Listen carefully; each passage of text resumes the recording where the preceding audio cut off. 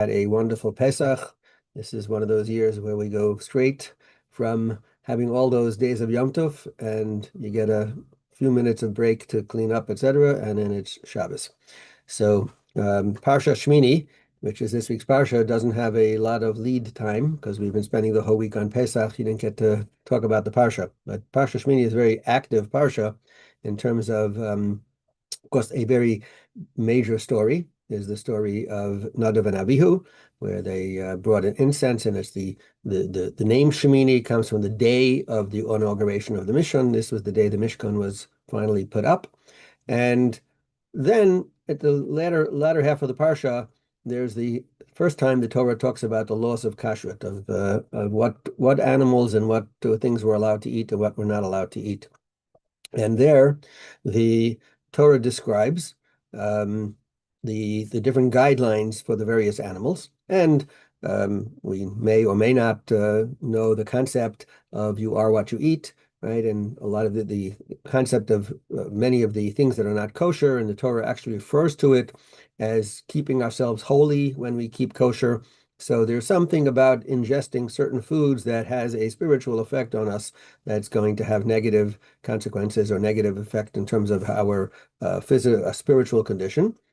And we know that with the animals that we can eat, for example, the animals that chew their cud and have split hooves, which happen to be that all of those animals um, are not carnivores. They're all herbivores, and those animals don't eat other animals, so they're more docile as opposed to the non-kosher animals, which are more aggressive. With the fish, that's not exactly the reason, but we know we only eat fish that have fins and scales. With the birds, on the other hand, it's not quite as obvious because there, the Torah does not give us specific guidelines as to what physical thing on a bird is going to tell you that is kosher. There are some that the rabbis gave to show that, which for the most part keep true to all birds, but the Torah lists the birds. It lists 24 different birds that are not kosher, which really would mean that majority of birds in the world should be kosher. Now, we happen to eat very few birds. We know we only eat chicken, turkey, which was a relatively new thing and it had some controversy around it, a duck. Maybe some places they might eat some type of a pigeon of some sort if they know they had a tradition. We only eat birds that we have a tradition or kosher, because many of the ones that the Torah lists by name, we don't know exactly which bird it's referring to, and therefore we have to assume that we want to be careful. We're not going to eat unless we have a tradition that this was a kosher bird. One of the birds that the Torah mentions is called a chasidah.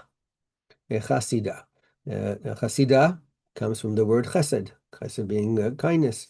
And Rashi comments on that this animal this bird was called a chasidah because it did chasidut, it did kindness with its chavroteha bimzonot, but it would help with food for its friends. It's maybe its children, etc. But it used the word chavroseha, which is its friends. So whichever animals or whichever birds it came were in its social circle. However, birds have social circles. I guess birds of a feather flock together, but it would do kindness for them, and therefore it was called a chasida, and it sounds very nice. And you would therefore wonder, because we are taught that all of the birds that are not kosher, what they have is there are certain things about them that are characteristics. Either they are birds of prey, and therefore we don't want to eat a bird which is cruel, or they're birds that are thieves, meaning they fly into other people's properties and they eat wherever they want. Like a chicken isn't going to do that because chickens don't really fly too much, and therefore you're not worried that a chicken is going to cross the road into somebody else's property. But the birds that can fly anywhere they want, so those types of birds, for the most part, are going to very likely to be stealing food from somebody else's property, especially if it's your bird and your bird is flying out, because actually if you do have a bird, you are obligated to make sure that it doesn't fly into someone else's property and eat their food. So this animal, this bird chasidah, is called a Hasidah because it does such kind things. So why is it in this list of 24? It seems to be it doesn't fit it because it seems to be a very nice bird. And the tradition is that the birds that we don't eat are the ones that are have negative characteristics. So there's a beautiful explanation given. I don't remember by who at the moment, but it's one of the Hasidic rabbis, I believe, that this bird, the Rashi tells us that it does, and it's actually from a Gemara, that it does chesed with its chavroteha, with its friends. Meaning, this bird, it's not so, when you talk about someone who does chesed, a bal chesed, what does it mean to do kindness? It means that you help people. If you're only helping your family or your good friends, does that make you a person who's a bal chesed? Does that make you a kind person? Who are you doing it for? In a sense, you could argue you're doing it for yourself. When you're helping the people who you like, so I'm doing it because I like them.